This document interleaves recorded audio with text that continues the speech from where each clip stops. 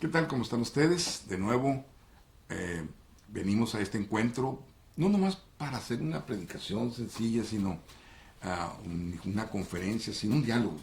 Queremos seguir estudiando qué es lo que tiene Dios muy especialmente para nosotros y en su forma global. Entre una de las cosas es tener confianza, tener paz, tener armonía. Pero hay algo muy interesante, fíjate, Henry. ¿Cómo te sentiste o cómo te sientes cuando se te dice, mira, es cuestión de que lo que tú vas a recibir de Dios es por lo que Él hace o por lo que ya hizo? A que tengas que pensar en qué debo de hacer. ¿Cómo me siento? No, pues definitivamente se siente uno completamente en paz. Esa paz que supera todo entendimiento. Exactamente. Porque realmente cuando yo me doy cuenta que no depende de mí, ni que yo tengo que hacer absolutamente nada, sino que todo lo ha hecho ya el Señor, eso me libra a mí de toda preocupación. Yo Bien. quedo completamente descansado, casi que relajado. O sea, yo digo, Sí. sí, Y ahora, y cuando te das cuenta que tú tienes un propósito o un llamado, el ir a hacer cosas en las manos de Dios, ¿te resulta ahora menos difícil o...? desde luego, porque cuando yo estoy absolutamente convencido que el obrar del Espíritu Sí. que vive en mí es el que dirige todo, mis palabras, mis acciones, mis pies, ¿sí? Que es el que me inspira, que es el que habla por mí. Entonces se acaba el problema, se acaba la preocupación, se acaba todo, porque yo sé que ya no vivo yo, sino Cristo vive en mí. Y Él es el que hace la obra, no yo. Así es. Son buenas noticias, ¿verdad? Esas son buenas noticias. Dice, y entonces estamos más pendientes de recibir, de conocer el amor, dice, ¿no? Como tú dices ahorita, que sobrepasa todo entendimiento. Entonces vives bajo la plenitud de Dios, ¿verdad? Efesios capítulo 3. No, y es que hay una cosa, y es que uno se da cuenta que la gracia de Dios va acompañada con el poder de Dios. Exactamente, muy buen La punto. gracia que viene por Cristo, la obra de Cristo. Y el Espíritu Santo, que es el sello que garantiza de que ahora no vivo yo, sino Muy Cristo bien. vive en mí. Aleluya. Ahora, vamos a seguir aclarando un poco, porque hay otras cosas que pueden cruzarse, ¿verdad? En las enseñanzas o en la forma en que ha sido predicado el Evangelio, y que entonces trae algunos pues malentendidos, trae algunas, dijéramos, unas bifurcaciones que a veces hacen que al querer dar a entender o a conocer, aunque se tenga crea tener muy buen propósito, pero sabes que generan muchas tensiones. Porque cuando hay contradicciones hay tensiones. ¿Y sabes qué termina haciendo el hombre al final de esto? Echándole la culpa a Dios Así y es. apartándose, poco a poquito, poco a poquito. ¿Sabes que el apóstol Pablo, en cierta manera, él tuvo un acercamiento muy especial? Y a pesar de tener todo ese conocimiento, todo el concepto, él lo describe muy bonito en lo que quedamos de ver, el capítulo 7 al libro de los Romanos. Vamos a ver algunas de sus partes, ¿te parece bien? Hermanos, les hablo como a quienes conocen la ley. ¿Acaso no saben que uno está sujeto a la ley solamente en vida? Por ejemplo, la casada está ligada por ley a su esposo solo mientras éste vive, pero si su esposo muere, ella queda libre de la ley que la unía a su esposo. Por eso, si se casa con otro hombre mientras su esposo vive, se la considera adúltera. Pero si muere su esposo, ella queda libre de esa ley y no es adúltera, aunque se case con otro hombre. Asimismo, hermanos míos, ustedes murieron a la ley mediante el cuerpo crucificado de Cristo, a fin de pertenecer al que fue levantado de entre los muertos. De este modo daremos fruto para Dios. Fíjate, no vamos a dar fruto en el sentido que nosotros hemos continuamente estado tratando de circular, sino que murieron a la ley mediante el cuerpo crucificado de Cristo, a fin de pertenecer al que fue levantado de entre los muertos. Si hay esa transición, viene el verdadero sentido. Pero Pablo lo sigue desarrollando. De este modo, daremos fruto para Dios. Porque cuando nuestra naturaleza pecaminosa aún nos dominaba, las malas pasiones que la ley nos despertaba actuaban en los miembros de nuestro cuerpo y dábamos frutos para muerte. Pero ahora, al morir los que nos tenía subyugado, hemos quedado libres de la ley a fin de servir a Dios con el nuevo poder que nos da el Espíritu. y no por medio del antiguo mandamiento escrito. ¿Qué concluiremos? ¿Que la ley es pecado? No, no, no, de ninguna manera. Sin embargo, si no fuera por la ley no me hubiera dado cuenta de lo que es pecado. Por ejemplo, nunca habría sabido lo que es codiciar si la ley no lo hubiera dicho, no codicies.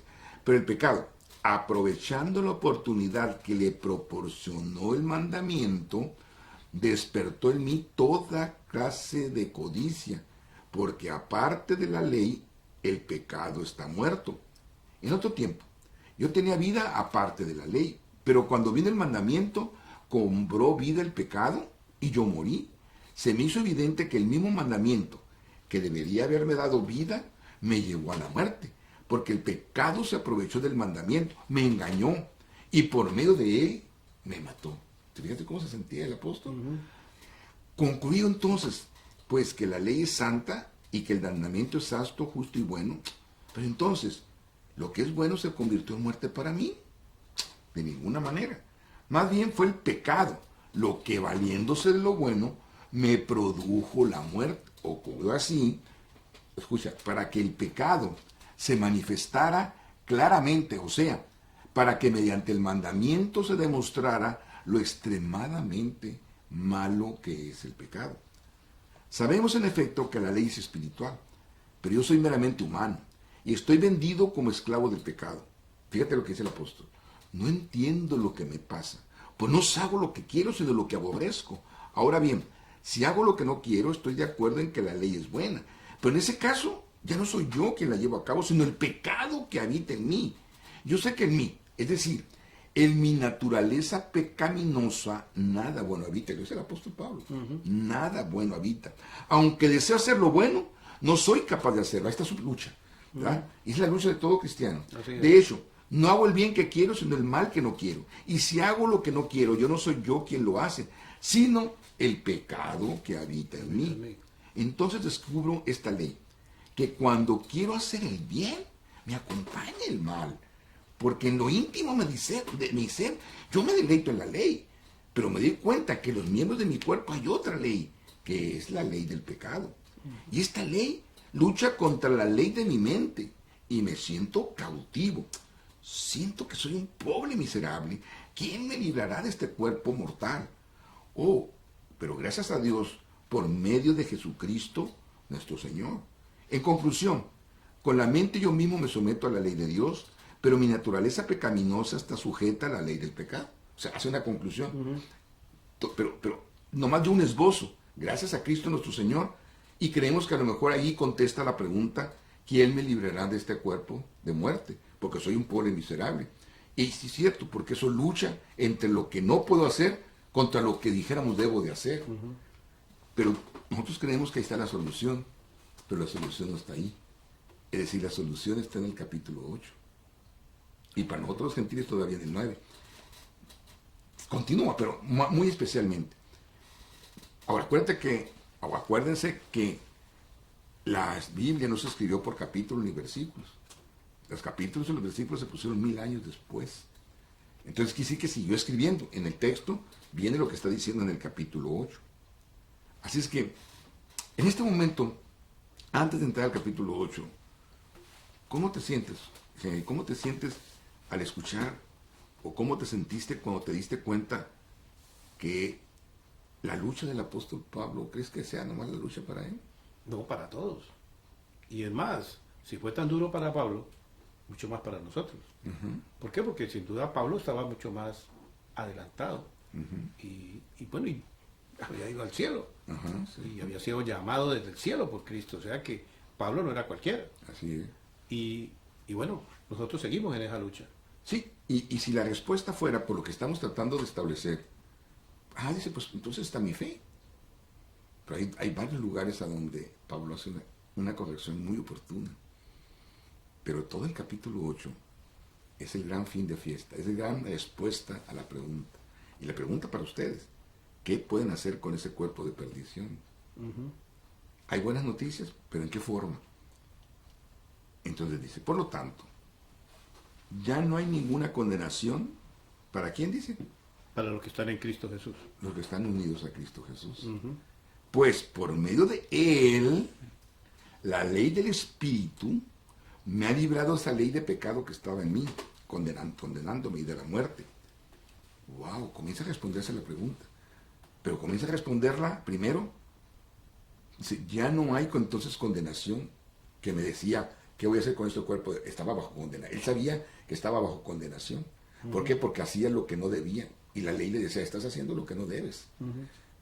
Pero entonces, ¿dónde está la solución? Es que si estoy unido a Cristo Jesús, yo no tengo por qué tener condenación. Pero luego esto lo va a extender.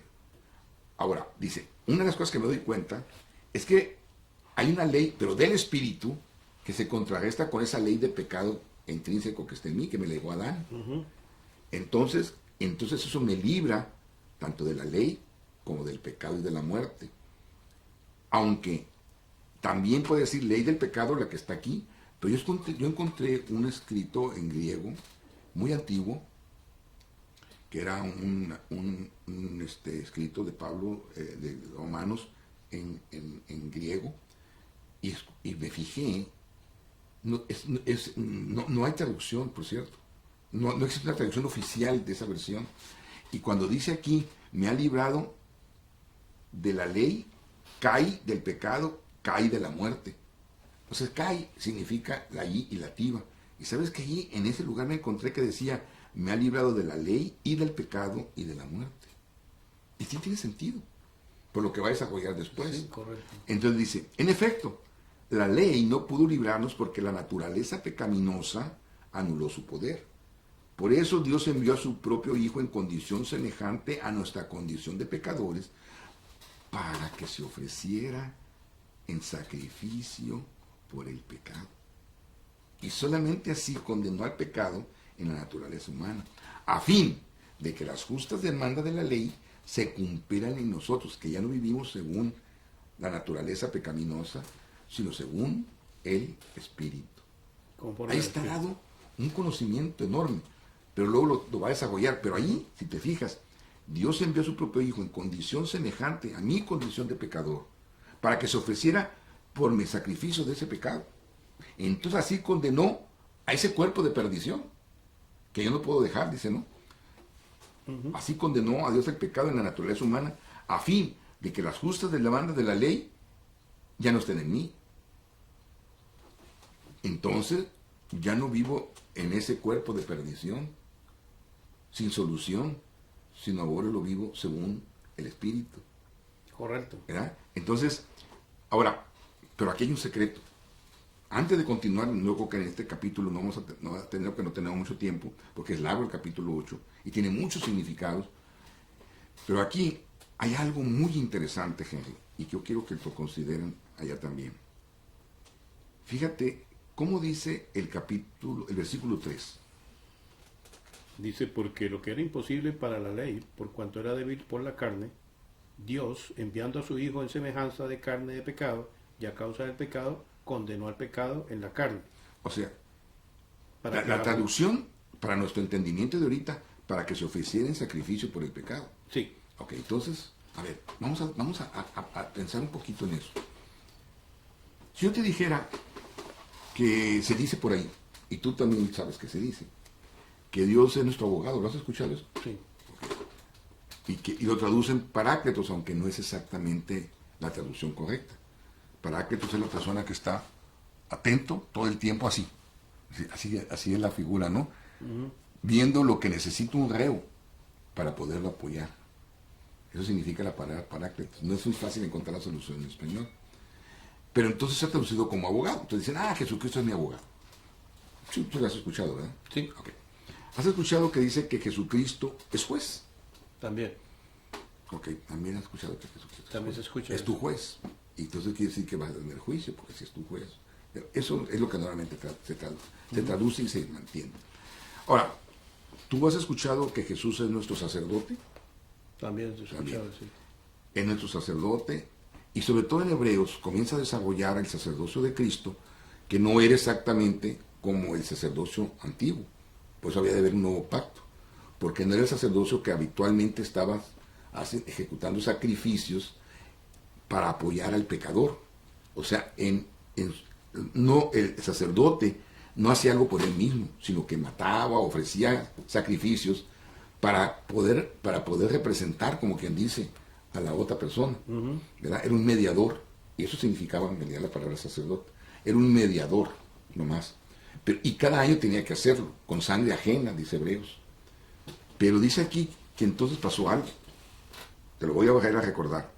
Dice, pero Dios envió a su hijo envió a su hijo en condición semejante a nuestra condición de pecadores para que se ofreciera en sacrificio por el pecado. Entonces, ¿dónde está el secreto? ¿En qué es juez?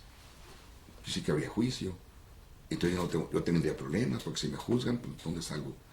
Si va a ser abogado, pues igual, o si va a ser sacerdote, él tendría que estar ministrando, entonces quiere decir que seguiría habiendo condenación, puesto que seguiría ejerciendo como sacerdote. Y hay unos que dicen que sigue ejerciendo como sacerdote, pero eso no es lo que dice ahí. No, Dice ahí que se entregó como qué, como sacerdote, no, no, como qué, como sacrificio. como sacrificio por el pecado. vivo. Sí. Entonces eso contestaría la pregunta, ¿quién me podrá apartar de este cuerpo de perdición? Porque si fuera un abogado no lo apartaría, No. de naturaleza. No. Si fuera un sacerdote tendría Tampoco. que estar ministrando. Y eso quiere decir que si Dios está ofreciendo su sangre como sacerdote, entonces estarías en condenación todavía. Ujú. Y tendría que estar oficiando, dice la Biblia, que no ofició más que una sola vez, perfecto, porque se ofreció ¿en qué? En sacrificio, En sacrificio. por nuestro pecado. Y a cuenta de que yo hiciera algo, o No, gratis. No, nada, gratis. Eso significa que entonces eso es algo por Por gracia. gracia. ¿Verdad? Entonces, dice que la mentalidad pecaminosa es enemiga de Dios, pues no se somete a la ley de Dios ni es capaz de hacerlo. Lo que viven según esa naturaleza pecaminosa no pueden, porque seguirían creyendo que la carne, que es la que está, ¿quién puede apartarme de este cuerpo de perdición? Y seguirían entonces haciéndose la pregunta. Sin embargo, ahora ya no vivimos según esa naturaleza pecaminosa. ¿Por qué? Porque hemos emigrado o hemos evolucionado, o según el Espíritu. Porque si el Espíritu vive en ustedes, no tendría el Espíritu de Cristo, pero si lo tienen, tienen el Espíritu de Cristo. Ok, entonces no es una evolución espiritual, ¿verdad? Sino con lo que pasó en la cruz, dice, es el Espíritu Santo que nos fue dado, otorgado. Si me sigues, ¿verdad? Sí, sí, sí. ¿Y por qué es algo? Porque Él hizo propicio eso. Y lo sigue desarrollando, ¿verdad? Pero si Cristo está en ustedes, el cuerpo está muerto por causa del pecado, pero el Espíritu que está en ustedes es vida a causa de la justicia. Y si el Espíritu de aquel que levantó a los muertos, de entre los muertos vive en ustedes, el mismo que levantó a Cristo de entre los muertos también dará vida a sus cuerpos mortales por medio de su Espíritu que vive en ustedes. Amén. Entonces, nos da a entender una gracia pasiva, pues es muy claro, ¿verdad? ¿Crees tú que ahí está respondiendo a la pregunta, ¿qué puedo hacer con este cuerpo de perdición? Sí, claro, está la respuesta perfecta. ¿Y qué te daría eso? ¿Qué te sentirías al tener esa respuesta? Pues total paz, total tranquilidad, total certeza y convicción de que fui sustituido por Cristo. Cristo me sustituyó, pagó el precio y yo quedé. Porque si no seguirías haciéndote la pregunta, ¿verdad? Oh, claro, y es que eso es lo que nos ¿Qué mata. puedo hacer? Sí. Eso es lo que nos agobia, cuando uno sigue haciéndose la pregunta. ¿Sí? Así como soy merecedor, ¿qué tengo que hacer? ¿Qué más podría hacer? ¿Qué señal? ¿Sí? ¿Qué señal? ¿Qué señal? debería de señal? sentir? ¿Qué debería de...? ¿Qué más me falta? ¿Sí? ¿Qué más me falta? Y cuando uno concluye en esta certeza, en esta convicción, soy libre, Ahora, plenamente si libre. tienes el Espíritu, ¿te hace falta algo? No me falta absolutamente nada. Alabado sea Dios. ¿Sí? El Espíritu de Cristo es el que habita en mí. Ahora dice Pablo, ahora tenemos una obligación, nomás no sigas viviendo en esa naturaleza humana. Sigue, móntate en la del Espíritu. Ahí voy a tragar con una ilustración.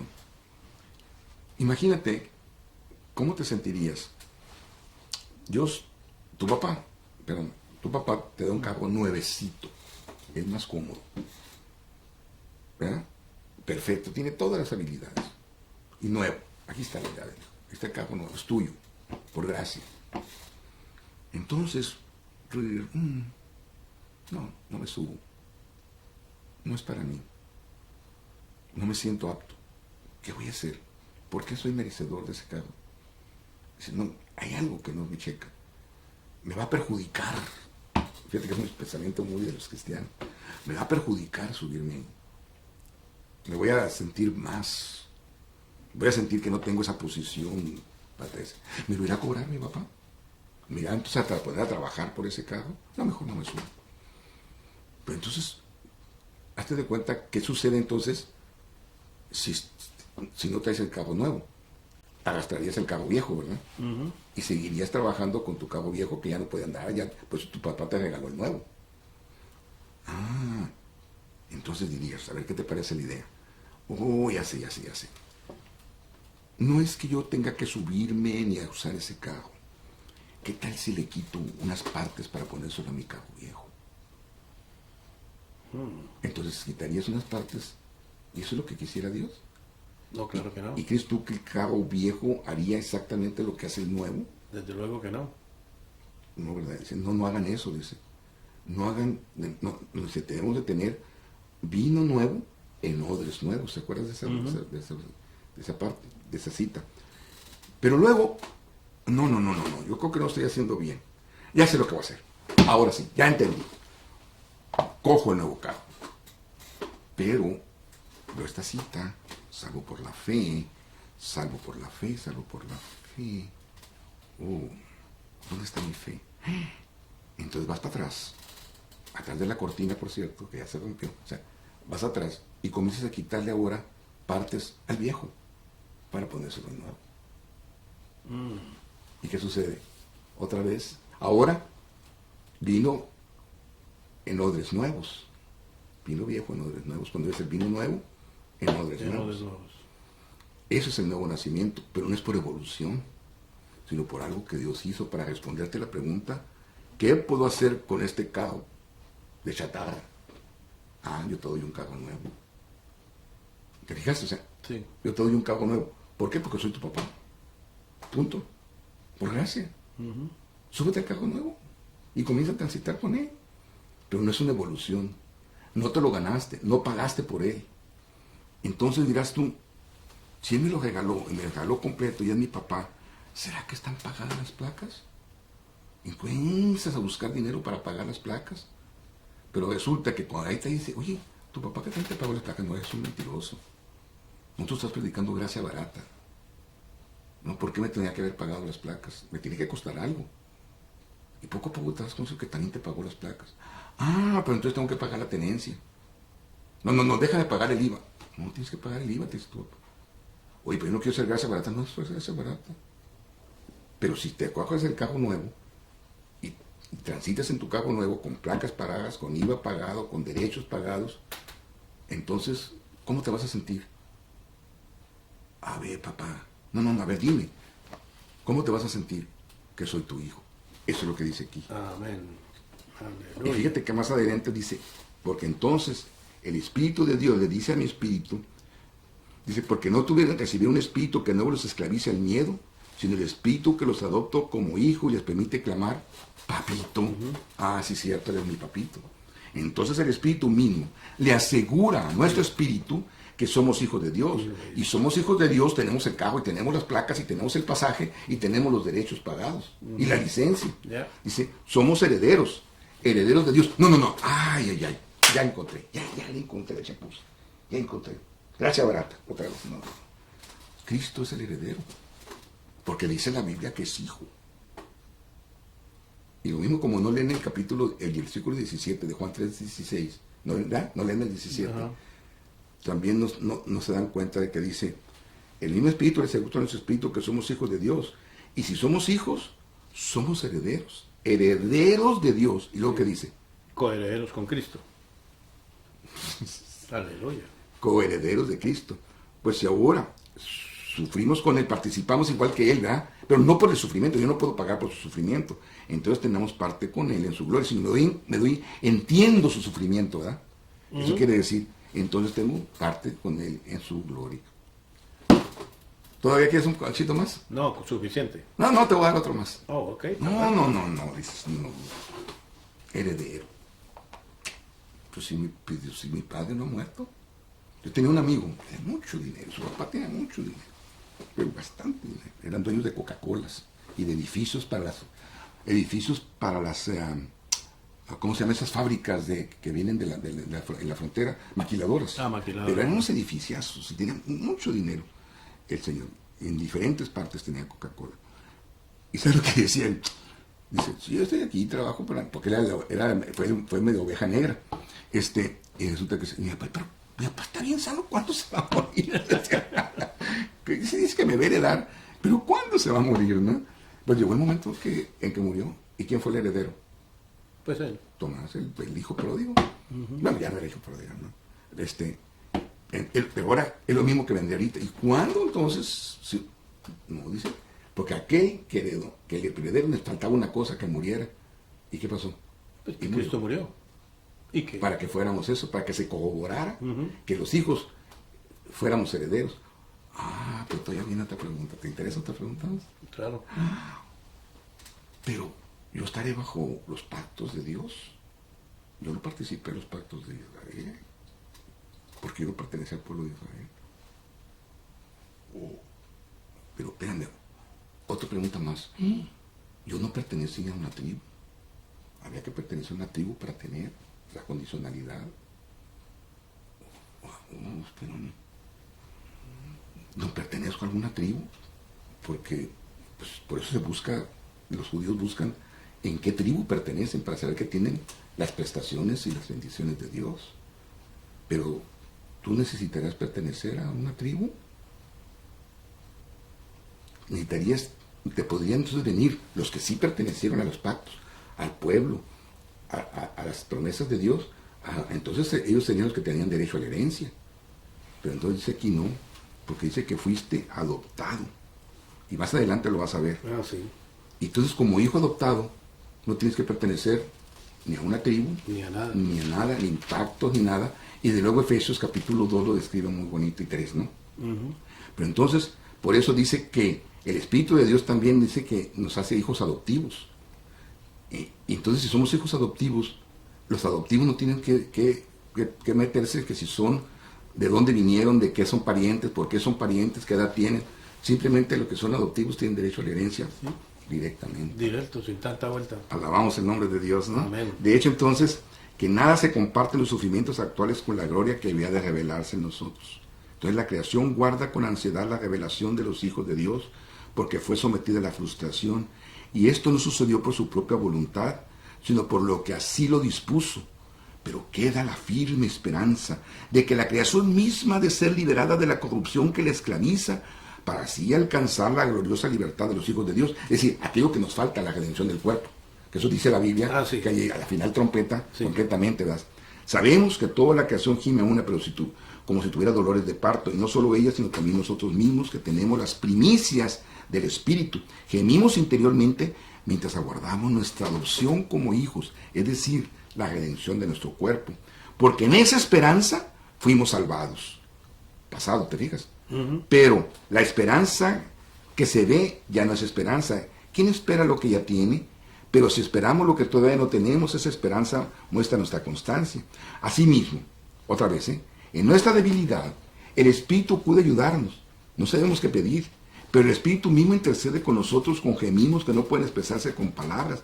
Y Dios, que examina los corazones, sabe la intención del Espíritu, porque el Espíritu es el que intercede por los creyentes conforme a la voluntad de Dios. Ahora entonces sabemos que Dios entonces dispone todas las cosas para el bien de que los aman, los que han sido llamados de acuerdo con su propósito, porque a los que Dios conoció de antemano se santificó. ¿Verdad? Esa palabra. Entonces también los predestinó a ser transformados según la imagen de su Hijo, para que Él sea el primogénito de muchos hermanos, porque a los que predestinó también los llamó, y a los que llamó también los justificó, y a los que justificó también los glorificó. Amén. ¿Te da esperanza eso? Aleluya, total. ¿Qué diremos entonces frente a esto? Si Dios entonces está en nuestra parte, ¿quién podrá estar en contra nuestra? Porque el que no escatimó a su propio Hijo, sino que lo entregó por todos nosotros, ¿cómo no habrá de darnos generosamente junto con Él? ¿Qué dice ahí? Todas las cosas. ¿Quién entonces acusará a los que Dios ha escogido? No, porque Dios es el que justifica, no tu fe. Dios es el que justifica. ¿Quién condenará? Bueno, Cristo es el que murió e incluso resucitó y está a la derecha de Dios e intercede por nosotros. ¿Quién nos apartará del amor de Cristo? la tribulación, o la angustia, la persecución, el hambre, o la indigencia, el peligro, o la violencia. No, mira. Está escrito, sí, por tu causa siempre nos llevarán a la muerte, nos tratan como ovejas al matadero. Pero fíjate esta palabra. Sin embargo, en todo esto somos, ¿qué dice ahí? ¿Sabes que en la versión moderna dice, somos más que vencedores? Sí. Pero ¿sabes lo que dice la versión original? Una palabra que Pablo inventó. Somos super vencedores. Por medio de aquel que nos amó. Y ahora fíjate, viene la parte final de la gran fiesta. Por eso estoy convencido que ni la muerte, ni la vida, ni los ángeles, ni los demonios, ni lo que hagas ahora, ni lo que hagas mañana, ni los poderes, ni lo exaltado. ¿Quién es lo exaltado? Eso significa alto. La palabra es exaltado. Sí. ¿Quién es lo exaltado? La única palabra que está escrito para esa palabra es Dios. Ni lo exaltado, ni Dios mismo, ni lo profundo. ¿Y quién es lo profundo? Las tinieblas.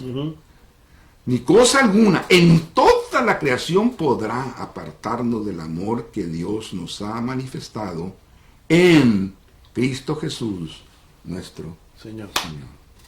Amén. Respondes entonces a la pregunta Total. de que ¿qué puedo hacer con este cuerpo de perdición? Ahora, les pregunto de nuevo. Ahora entonces entienden la justicia o la gracia activa y la gracia pasiva. ¿Cuál de las dos prefieren? No, pues La gracia pasiva, ¿no? la gracia, sí, exacto, la que yo no hago nada, En la que las... la que Dios hace todo. Porque si tienes este resultado. Bueno, yo creo que hablé demasiado. Aleluya. Es que había que decir mucho porque es todo una clase de teología bíblica y nos agrada mucho. Todavía no creo que sea la última vez. Seguimos trabajando. Quisiera Amén. despedirte de nuestra audiencia. Bueno, gracias a todos por participar de esta enseñanza profunda, gratificante, que nos llena de paz y de gozo, y que nos garantiza de que estamos en el camino correcto, en la justicia de Dios, que es Cristo Jesús. Alabado sea Dios. Así es que tengan de veras un lindo día y acuérdense que esta es su estación. Buenas noticias de gran gozo, células dinámicas y todo ese ministerio de conociendo a Dios. Les decimos ustedes sean bendecidos. Alabados en nombre de Dios. Alabado sea. Amén.